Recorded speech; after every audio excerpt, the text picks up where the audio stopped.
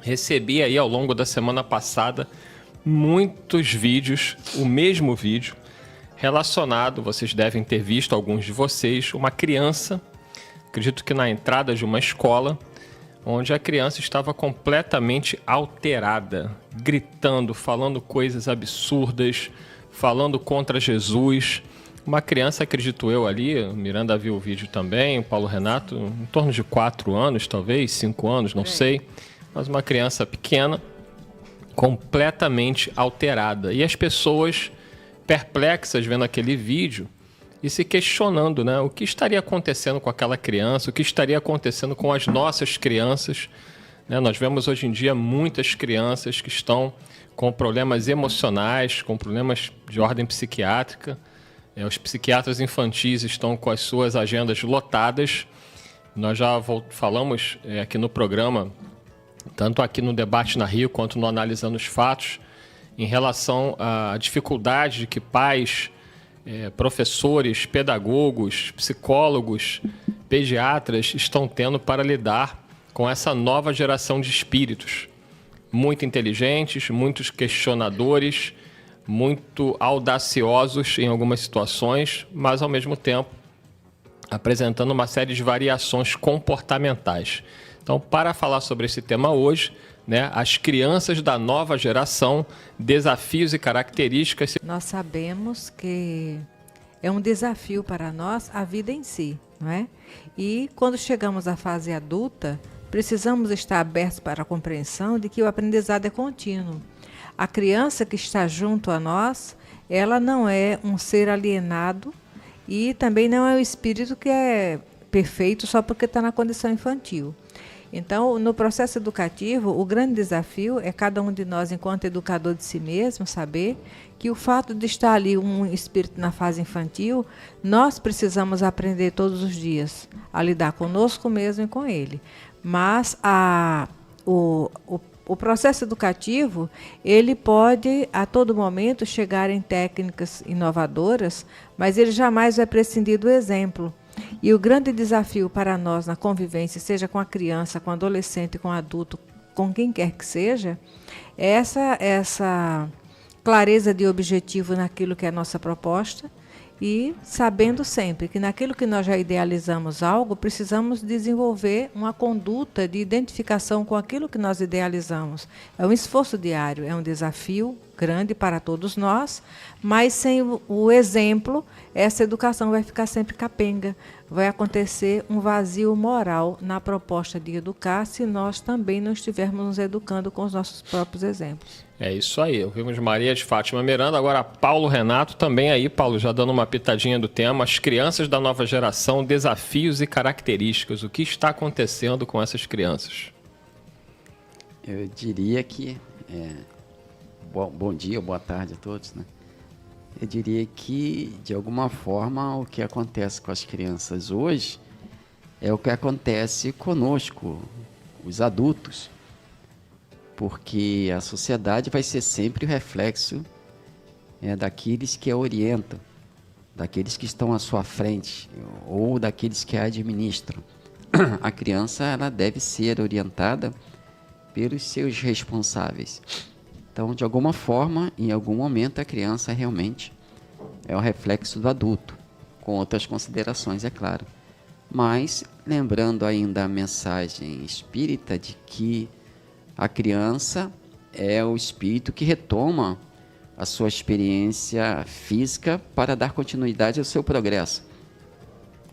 Então, as crianças são os seres que Deus coloca, digamos assim, no mundo físico para retomarem as experiências que foram mal sucedidas, aquelas que foram abandonadas e para muitas vezes retificar o seu passado, fazendo o bem onde outrora fez o mal e de alguma forma se ajustando às leis de Deus. E muitos pais, muitas pessoas estão aí sem saber como lidar com seus filhos e a doutrina espírita tem muito a contribuir. E nós vamos buscar hoje, através dos ensinamentos aí dos espíritos superiores, da contribuição dos benfeitores espirituais, um caminho para entender e como lidar com o desafio de estar com uma geração de espíritos que Allan Kardec fala no livro A Gênese, que seria uma geração nova, que tem uma missão, sim, mas que também trazem algumas questões comportamentais desafiadoras. Vamos ao livro dos Espíritos, e aí a gente já vai começar por uma questão muito complexa, muito difícil, que alguns ouvintes mandaram, né, para a gente mensagens perguntando: por que existem crianças perversas? Será que existem realmente crianças com instintos ruins? Então vamos ver aqui, na questão 199A de O Livro dos Espíritos. Eu já vou pegar lá da resposta dos Espíritos, tá? Porque a questão é grande e nós vamos pegar o ponto que é importante aqui para entender até esse vídeo que foi divulgado dessa criança na porta da escola, totalmente descontrolada, falando coisas muito agressivas, inclusive contra Jesus, né? Não sabemos o histórico familiar, não sabemos o que aconteceu, mas como o vídeo viralizou nas redes sociais, a gente, claro, não vai mostrar aqui, só estamos comentando porque recebemos aí diversos relatos. Mas na questão 199A, na resposta dos Espíritos a Kardec, no segundo parágrafo da resposta, terceiro parágrafo, os Espíritos falam o seguinte: aliás, não é racional considerar-se a infância como um estado normal de inocência. Então, olha lá. Eles dizem que não é racional considerar-se a infância como um estado normal de inocência. E aí complementam os benfeitores espirituais. Não se vê em crianças dotadas dos piores instintos numa idade em que ainda nenhuma influência pode ter tido a educação? Algumas não há que parecem trazer do berço a astúcia, a felonia, a perfídia, até o pendor para o roubo e para o assassínio, não obstante os bons exemplos que de todos os lados lhe dão? Olha que isso aí é a palavra dos Espíritos, tá, gente? Está aqui no Livro dos Espíritos. A lei civil as absolve de seus crimes, porque diz que elas agem sem discernimento. Tem razão a lei, porque de fato elas agem mais por instinto do que intencionalmente. Donde, porém, provirão instintos tão diversos em crianças da mesma idade, educadas em condições idênticas e sujeitas às mesmas influências? É interessante aí, né, fazendo um parêntese, o estudo dos gêmeos, né? Crianças com a mesma aparência, a mesma carga genética ali e apresentando comportamentos emocionais tão diversos. Continuam os Espíritos. De onde vem a precoce perversidade, senão da inferioridade do espírito, uma vez que a educação em nada contribuiu para isso? As que se revelam viciosas é porque seus espíritos muito pouco hão progredido. Sofrem, então, por efeito dessa falta de progresso, as consequências dos atos que praticam na infância, mas de suas existências anteriores. Assim é que a lei é uma só para todos e que todos são atingidos pela justiça de Deus.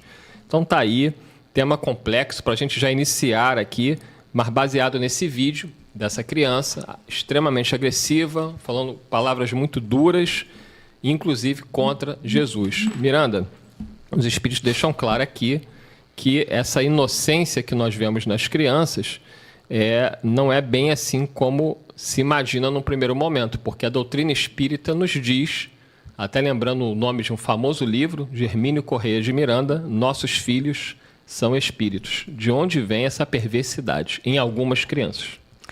A bagagem que esse espírito traz das suas próprias experiências, vivências, né? E relações do passado. É importante que nós vamos observar aqui, se essa criança ela não pode ser imputada crimes a ela por conta da idade e das condições dela, também fica claro que essa criança não tem maturidade para fazer escolhas que trazem consequências graves para a nível de sociedade e cultura, né? Nós vamos observando também que no vídeo que você apresentou, e os fatos serão são analisados não no comportamento daquela criança que tem toda uma história que nós desconhecemos e respeitamos, mas é o comportamento que graça em várias situações e setores da nossa sociedade. Nós sabemos que aquela criança ela é um espírito imortal e ela traz também uma sintonia, um acompanhamento. Ela é produto de condicionamentos que ela foi recebendo a nível de orientação. E a própria bagagem que ela traz pelas escolhas que ela fez, né, e as consequências naturais que essas escolhas levaram a outras criaturas. Nesse vídeo, nós ficamos observando que ela está ali também sob a influência direta de uma vibração muito sofrida, muito inferior. Não podemos esquecer que também tem a mediunidade envolvida de alguma forma ali, um processo obsessivo, doloroso e cruel. E é de importância para a reflexão de todos nós, enquanto sociedade. Aquela criança não é problema de um pai e de uma mãe e de uma família. Aquela criança é o espelho da sociedade que nós compomos. Eu estava vendo aqui no livro SOS Família uma mensagem da Joana quando ela vai falar sobre delinquência, perversidade e violência. Isso aqui a Joana está falando para todos nós, né? Ela não está estigmatizando alguém ou colocando só uma classe social nesse contexto. A leviandade de mestres e educadores imaturos. Olha só. Imaturos, não habilitados moralmente para os relevantes mistérios de preparação das mentes e caracteres em formação. Contribui igualmente, com larga cota de responsabilidade, no capítulo da delinquência infanto-juvenil, da agressividade e da violência vigentes, ameaçadoras, câncer perigoso a dizimar com crueldade o organismo social do planeta. Ela está falando aqui para todos nós. Somos nós esses seres despreparados, porque nós queremos uma criança que dê a resposta à nossa conveniência, mas educada a trabalho. É nesse momento que para nós fica uma avaliação do trabalho que nós demos a alguém, nessa infância atual, dessa encarnação, e de onde nós estivemos, por onde nós passamos lá atrás. Não é? Porque educar é um desafio, requer tempo, mas requer, acima de tudo, a educação do educador. Então, se nós temos limitações morais, nós não temos nem vibração para sustentar a harmonia e lidar com o espírito num comportamento desafiador.